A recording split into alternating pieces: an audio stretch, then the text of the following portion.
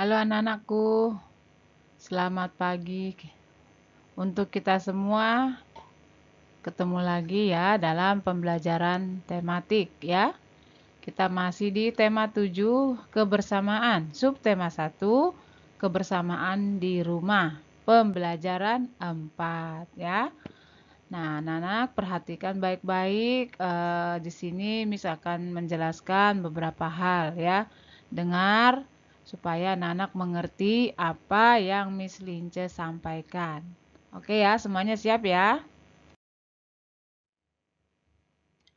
Oke anak-anak, untuk yang pertama kita melihat ya, ayo mengamati. Belajar di rumah. Nah, coba anak-anak lihat ya. Di sini ada gambar ya, Siti sedang bersama keluarganya ya. Nah, anak-anakku sekalian, walaupun di sini Miss kasih ada Ibu Siti yang memakai kerudung, bukan berarti kita tidak boleh menampilkan yang seperti ini ya. Semua pelajaran itu harus kita pelajari. Ya, ya anak-anak ya. Walaupun kita eh, di sekolah Bhinneka mayoritas atau lebih banyak itu yang beragama Kristen, kita juga harus saling menghargai.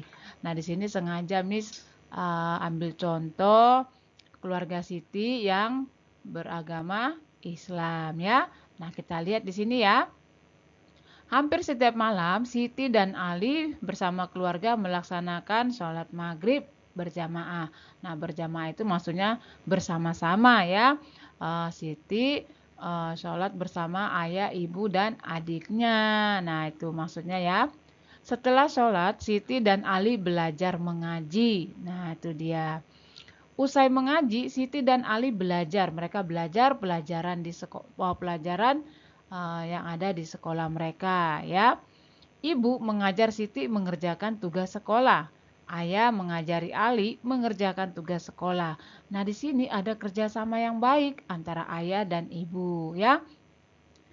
Begitu juga dengan anak-anak di rumah ya. Kalian ada yang dibantu oleh mama, ada yang dibantu oleh papa. Nah, itu adalah kerjasama yang terjadi di rumah. Oke ya. Pasti anak-anak sering ya diajari oleh mama. Mungkin papa pulang malam jadi mama yang ngajari. Nah, kalau anak-anak sudah diajar sama oleh orang tua, harus diingat ya apa yang sudah dipelajari bersama-sama. Oke? Oke ya, kita lanjut kembali.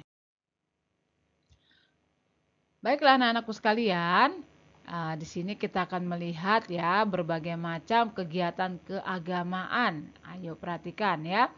Sebelumnya ini sudah pernah kita pelajari pada saat semester 1 ya. Nah, sekarang kita belajar lagi. Kegiatan keagamaan bersama keluarga. Oke, perhatikan anak-anak. Di Indonesia ada 6 agama ya yang diakui oleh pemerintah atau oleh negara. Nah, di sini kita lihat ya. Untuk yang pertama, nih perhatikan. Siti sedang mengaji bersama keluarga. Siti beribadah di masjid. Nah, Siti ini beragama Islam ya. Agama Islam tempat ibadahnya adalah masjid. Oke ya, kemudian kita lihat. Dayu beragama Hindu. Dayu beribadah bersama keluarga di pura. Nah, ya ini ada contohnya dari berbagai macam agama ya. Kemudian kita lihat, Budi beragama Kristen. Budi beribadah bersama keluarga di gereja. Nah, anak-anakku sekalian, Kristen itu ada dua ya, ada Kristen Protestan, ada Katolik. Kristen Protestan dengan Katolik tempat ibadahnya adalah gereja ya, makanya di sini bikin satu saja untuk yang agama Kristen. Oke ya, kita lanjut kembali. Perhatikan di sini untuk yang keempat, Nina beragama Konghucu. Nina beribadah bersama keluarga di kelenteng. Nah, ini dia ya. Kemudian yang terakhir, ini Lina ya. Lina beragama Buddha. Lina beribadah bersama keluarga di wihara. Jadi anak-anak ingat ya, tempat ibadah dari masing-masing agama. Oke ya, bisa anak-anak ingat ya. Tadi Islam itu masjid, Hindu itu di pura, Kristen, Protestan, dan Katolik itu di gereja, Konghucu itu tempat ibadahnya kelenteng, dan Buddha tempat ibadahnya adalah wihara. Oke? Oke, kita lanjut lagi. Setelah mengaji dan belajar, tadi itu ya, setelah mengaji dan belajar, Siti dan keluarga menikmati kue. Ibu menyiapkan kue martabak. Wow, enak sekali ya kue martabak ya. Kemudian kita lihat ya, ibu memotong setiap kue menjadi 4 bagian yang sama besar. Nah, anak-anak tolong lihat di sini biar kalian tidak bingung ya. Kemarin ada yang bilang masih bingung. Nah, di sini Miss akan jelaskan kembali tentang pecahan. Tadi dikatakan ya, Siti dan keluarga menikmati kue. Ibu menyiapkan kue martabak. Nah, sebelum dipotong, sebelum dibagi-bagi, kue ini satu ya, dia utuh, belum terpotong ya, belum dibagi-bagi ya. Ingat, kue martabak ini masih dia utuh. Kemudian, ibu memotong setiap kue menjadi 4 bagian. Nah, jadi martabak ini dipotong oleh ibu menjadi 4 bagian yang sama besar. Ya, oke. Setelah dipotong oleh ibu, nah ya, jadi ini hasilnya 1/4. Kenapa dikatakan 1/4? Karena tadi kue ini satu dibagi menjadi 4. Satu untuk ayah, untuk ibu, untuk adiknya Siti, dan untuk Siti. Nah, ini yang disebut dengan 1/4. Ya, dibaca 1/4 atau 1/4. Oke, anak-anak paham? Paham ya? Oke ya, kita lanjut kembali. Oke anak-anak, di sini Miss sediakan beberapa contoh pecahan yang telah diarsir atau diwarnai. Simak baik-baik penjelasannya ya. Ini adalah contoh pecahan 1/4 yang sudah diwarnai atau diarsir ya. Diwarnai atau diarsir itu, jadi anak-anak jangan bingung lagi, apa sih diarsir? Kalau diarsir itu sama saja dengan diwarnai untuk membedakan bahwa itu adalah sebuah pecahan ya. Untuk yang 1/4 atau 1/4 ini dia ya. Ada satu lingkaran tadinya utuh, kemudian dibagi ya. Dibagi menjadi 4. Nah, yang diarsir atau yang diwarnai ini 1. Makanya kita sebut 1/4. Nah, seperti itu ya. Kemudian kita lihat contoh yang 2/6. 2/6 ini seperti apa pecahannya? Perhatikan, kita hitung sini ya. 1, 2, 3, 4, 5, 6. Nah, ada 6 potongan. Yang diarsir itu atau yang diwarnai ada 2. Jadi pecahannya itu adalah 2/6. Ya, ada 2 yang diwarnai dari 6 kotak. Paham? Ya, 1, 2, 3, 4, 5, 6. Jadi disebut dengan 2/6 dari keseluruhannya. Oke? Oke, kita lanjut lagi ya. Ini adalah contoh 3/6.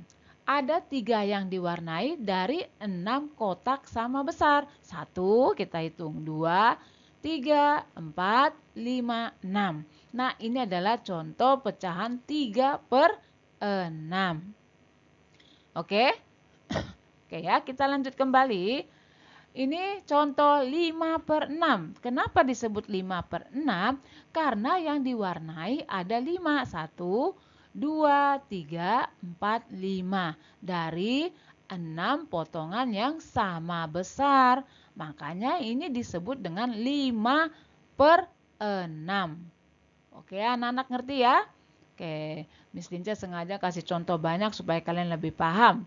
Oke, kemudian lihat di sini ada 2/3. ada 3 potongan, nih ya, ada 3 potongan. Yang diwarnai ada 2. Jadi pecahannya adalah 2 per 3. 3 ini dari keseluruhan. Oke ya. Nah, 2 ini adalah yang diwarnai atau yang diarsir. Jadi kita menyebutkan angkanya itu yang gambar yang diwarnai itu ada berapa. Ini kan ada 2 yang diwarnai ya atau yang diarsir. Jadi kita menyebutnya 2 per 3. Nah, seperti itu ya. Dan yang terakhir, ini adalah contoh 3 per 4. Kenapa disebut 3? Nah ya, ada 3 potongan yang diberi warna kuning. Dari berapa? Dari 4 kotak. 1, 2, 3, 4. Nah, inilah ya kalau kita lihat dari 3 yang diwarnai. Berarti kita tulisnya ini dulu. Ya, kotak yang diberi warna 3 per 4-nya dari mana? 4-nya ini dari jumlah kotaknya ya 1, 2, 3, 4. Makanya disebut dengan 3 per 4. Oke, anak-anak sudah mengerti tentang pecahan yang diarsir atau yang diwarnai?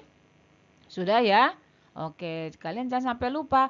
Kita menulisnya, kita lihat dulu berapa kotak yang diwarnai, berapa bagian yang diarsir. Nah, itu dulu yang kita tulis, baru pernya ini jumlah dari seluruh bagiannya itu ada berapa.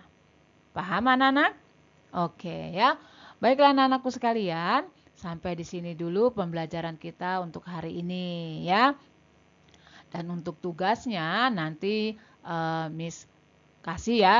Oke, sampai di sini dan jangan lupa kalau anak-anak masih bingung ya, bertanya, jangan diam saja. Oke anak-anak?